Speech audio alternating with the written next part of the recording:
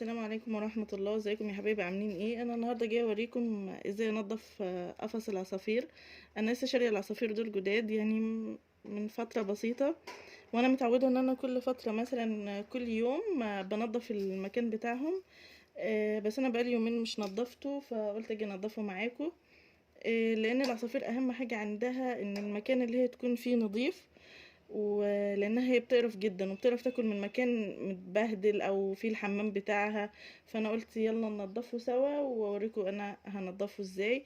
ده المسقى بتاع المية بتاعهم، وده مكان الاكل.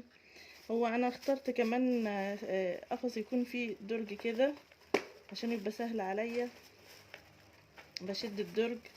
وانا حاطه على فكره كيس تحت القفص عشان ايه؟ ما بهدلش الدنيا.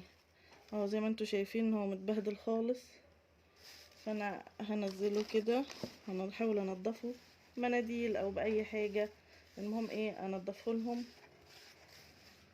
انا بسيبهم طول النهار في البلكونه في الهواء، يعني في الشمس. احاول احطهم في مكان فيه شمس شويه، وبعدين على اخر النهار كده بدخلهم عشان واغطيهم، لان احنا كمان في الشتاء والجو بيبقى برد، فلازم اغطيهم كويس عشان بيبردوا.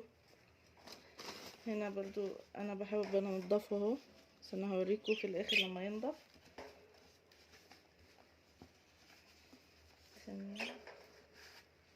هما لسه صغيرين، هو المفروض لما يكبروا شويه اجيب لهم بقى اللي هو البيت الخشب اللي هما بيبيضوا فيه. بس انا وانا بشتريهم صاحب المحل قال لي ايه، هما لسه صغيرين يعني اصبري عليهم كده شهر ولا حاجه، وبعدين ايه فكر اشتري لهم بقى اللي هو البيت الخشب ده.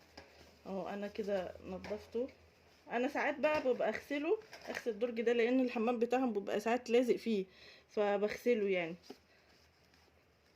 هنا مناديل او اي حاجه. هنا طبعا في اللي هو الباب ده هنضفه بالراحه بس عشان العصافير ما تخافش.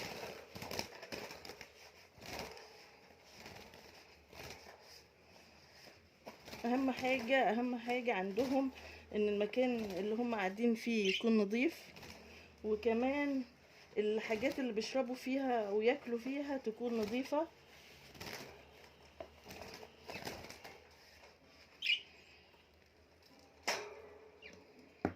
هما بيتضايقوا كمان. على فكره الاكل بتاعهم لازم انا اعمله كل يوم، لانهم هما طبعا بيقشروه.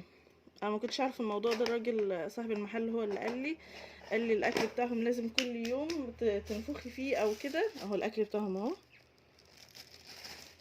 عشان خاطر ايه انتوا ممكن تشتروه من اي محل عصافير يعني. بيبيع اللي هو العلف والحاجات بتاعه الطيور والحاجات دي. اه ده اللي بحط فيه الاكل. هو طبعا عشان هما كبوا الاكل بتاعهم، فانا ما نفختش فيه، انا بحط اكل جديد.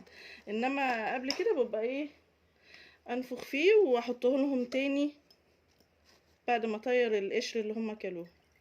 هنا بحط الميه بتاعتهم،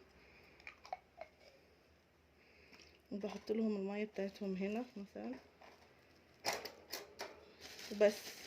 انا بقى ببتدي دلوقتي، انا خلاص دخلتهم ونضفت القفص بتاعهم بعد ما دخلتهم البلكونه يعني.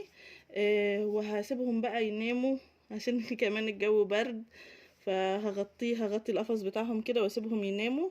وزي ما احنا اتفقنا ان اهم حاجة اللي بتحب تربي العصافير والحاجات دي ان المكان بتاعهم يكون نظيف، لان هم لو المكان مش نظيف ما بياكلوش، بيقرفوا جدا، ما بيرضوش ياكلوا. فيا رب يكون الفيديو عجبكم، واشوفكم على خير ان شاء الله.